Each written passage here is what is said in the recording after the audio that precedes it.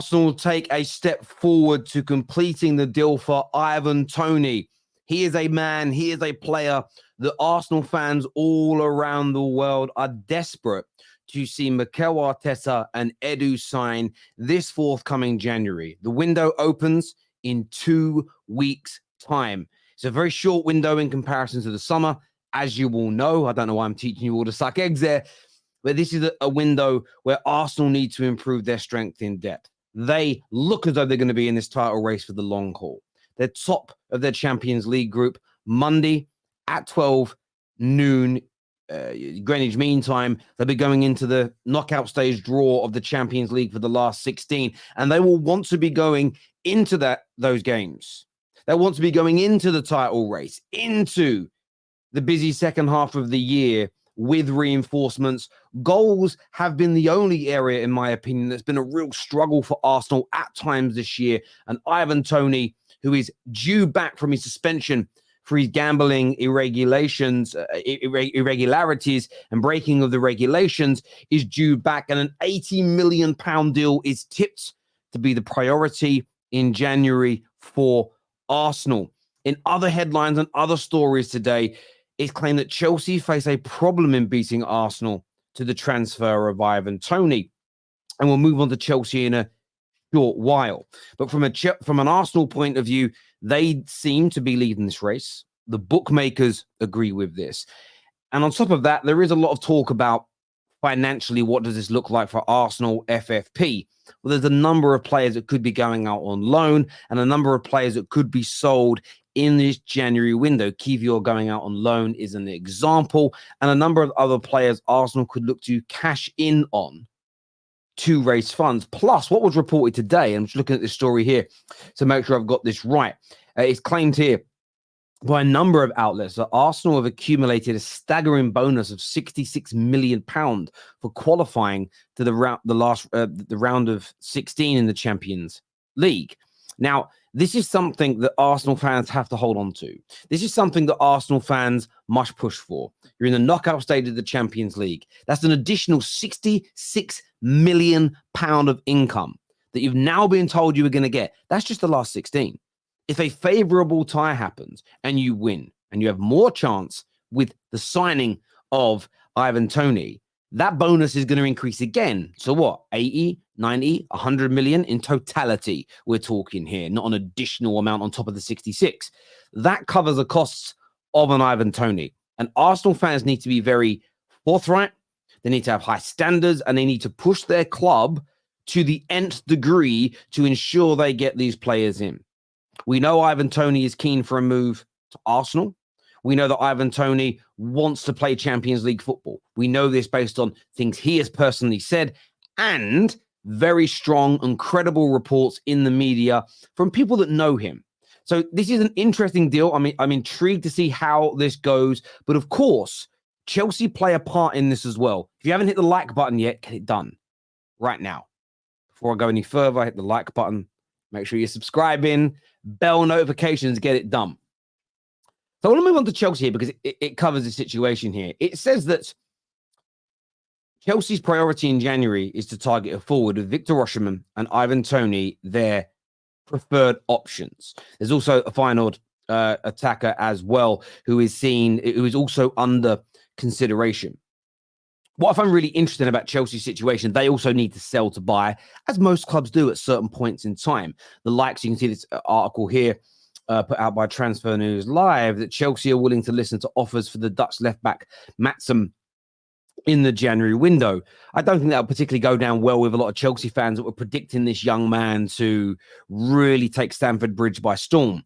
But they almost sold him in the summer, so I'm personally not surprised to see this. He hasn't featured anywhere near as much as you would expect for a player who is under consideration to be a star of the first team moving forward. But Chelsea will sell a number of players to raise funds to help them in the January window. But what isn't helping Chelsea is the fact that Arsenal are the outright favourites. They're in a tremendously better position than Chelsea are. Champions League knockout stages, in title races. And right now, if we're being honest, we have absolutely no idea if Chelsea are going to be in a better position financially, yes, but league-wise than Brentford at the end of the year. And if it's 2 years of finishing 10th, 11th, 12th, 13th, 14th, around that area, is there any guarantees that the next 2 years it's going to change? Chelsea are going to be back dining on the top table of football? The answer is nobody knows.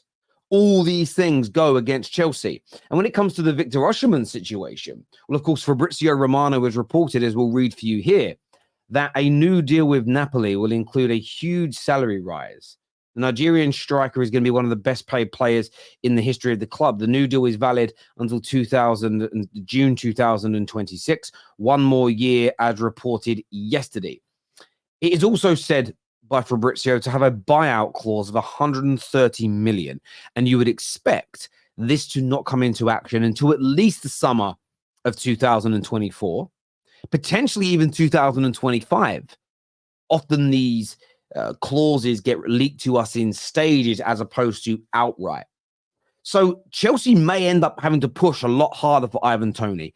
I think that will force Arsenal's hand anyway. And if Arsenal's hand is forced, I know they missed out on Mykhailo Mudryk last year, but I don't believe the scenarios, the situations, or landscapes are anywhere near the same as they are right now. Chelsea can land him, of course, but Arsenal have got to do the business.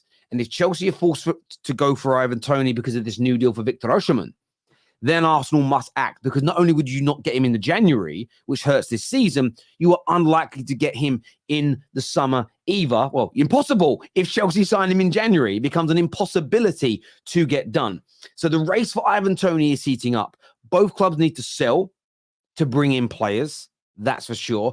Arsenal, though, a big injection of cash from their Champions League knockout stage qualification. Where do you see this player going? I want to know in the comment sections below.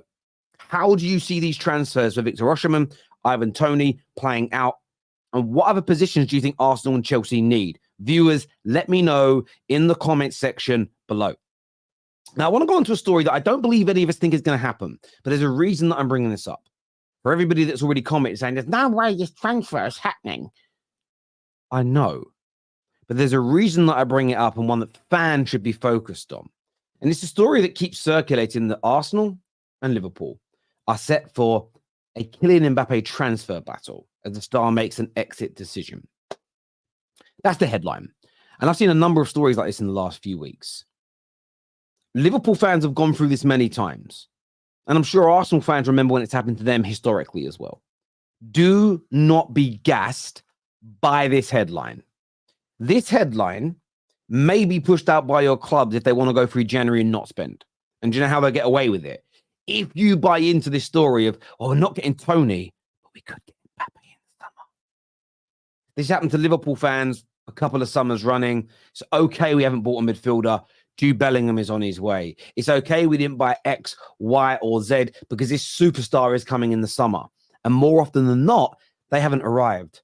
Now, they've won Champions League, they've won Premier Leagues, they've won FA Cups and League Cups. But if that investment was there, in my opinion, it is a certifiable claim at the very least, if not a factual statement almost, that is likely they may have won a trophy or two more if they would have invested how their media outlets promised they would, based on information the club gave those media outlets. Now, this is an area that me and Lee Gunner do agree on. This element of PR has to be watched very closely. We saw lots of stories of Arsenal from about February last year, March last year, until they signed him, that they were leading the race for Declan Rice. It wasn't PR, it was true. Not every story is, but I believe this one will be. And I believe the clubs, if they decide not to spend, because we know Liverpool need a DM, we know that Arsenal need at least a striker, if not a midfielder as well. But they may try and gaslight if they decide not to do it. And you have to remember I'm saying if here. If they decide not to do it, this could be a story they use to gaslight you. Do not be suckered in. Push back and say absolutely not spend money now on what we need now. Because I don't think you're getting Mbappe either way, in my personal and humble opinion. Let me know in the comment sections below. Now, in terms of clubs doing things the wrong way around, this painful story from The Athletic today has come out that says Man United risk losing Raphael Varane on a free transfer next summer, with his contract due to expire a year earlier than originally publicized. Now, I often tell you all this, that what you hear from the media around contracts and money and bonuses, sometimes it is accurate. but it's never as accurate as they claim it to be. When I used to work in football finance at Barclays Private International Bank, the amount of times I'd read in the media what a player was earning, but I would see and have access to what they were getting paid, and it never computed. Never once did you look at it, and because footballers they're paid their salary, they're PAYE. So what that means to anyone outside the UK, they're paid like every other person. They're taxed in the same way as every other high earning person. So with what they clear in their account, you can just use a calculator online to reverse it, and it shows you put in the amount they've cleared in their salary, and you put it in and say that's a monthly payment. It can work out their annual salary, and then you can divide it by 52 weeks to work out what they're paid per week. And so often, if the paper say they were on 400 grand a week, you'd run the sums and they were more on 250,000. Still huge amounts of money, but still fabrication within those stories. Equally here, we've seen that the contract length for Varane is less than we first expected. And this is worrying because, again, these are mistakes that Manchester United have made far too often in the past decade. In this summer just gone, I still think Varane should be playing for us. That's my personal opinion. But if he doesn't want to sign a new deal and extend his stay here, where one, we get the best out of him for another few years, or if a Saudi club wants him in the summer, we get a large amount of money for him comparatively for his age, then you sell him in the summer. You get some money in for him and you reinvest that in the best quality available to your club at that time. This is more mismanagement by the Glazers, more mismanagement by Richard Arnold, more mismanagement by the way our club is structured. And all of these mistakes need to stop happening moving forward. You're always going to get these problems arise at every club, whether they are run impeccably well or poorly, because nowhere is perfection. However, it's the frequency of these mistakes. Either players we want to stay, his contracts running out and we never get to cash in on them. The fact that we turned down some large bids for Paul Pogba on multiple occasions and in the end never got him to sign a new deal. And rightfully so, by the way, in the end, because his body was falling apart by the time he got to the end of that contract. But he left for nothing. We should have told him 2 or 3 years earlier, taken that money, if we're a well-run club, and you reinvest it to the best available player in the world to your club. Available player in the world, not the best player in the world, available player to your club who wants to sign, who is attainable. We don't do enough of that. So reading this, look, I know Varane is going to leave Man United this summer anyway. I think it's a dot on the cards to happen. But the fact that we're not even going to get some money in for him to reinvest is embarrassing again from my standpoint. But I want to know what you think. I want to know what you believe surrounding this story as well. And for all the other subjects we've touched on today, leave us your comments below. I want to say thank you to everyone who's tuned in. I know I say this a lot and I'll keep repeating it every day. It humbles me that already this month, 2.7 million individual people have watched the Football Terrace. That is mind-boggling to me. Mind-boggling to me. So I want to say thank you.